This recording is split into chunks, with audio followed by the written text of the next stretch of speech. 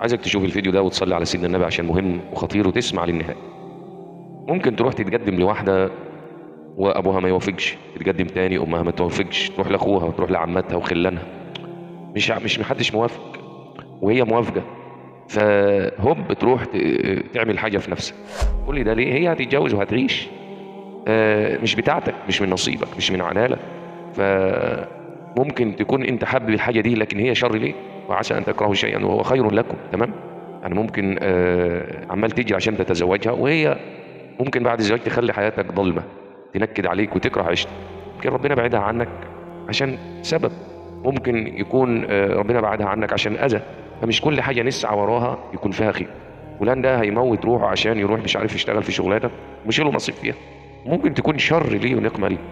فربنا يحفظنا ويسترها. دع الأمر لله وتوكل على الله دائما، وربنا يحفظنا ويحفظكم، والسلام عليكم.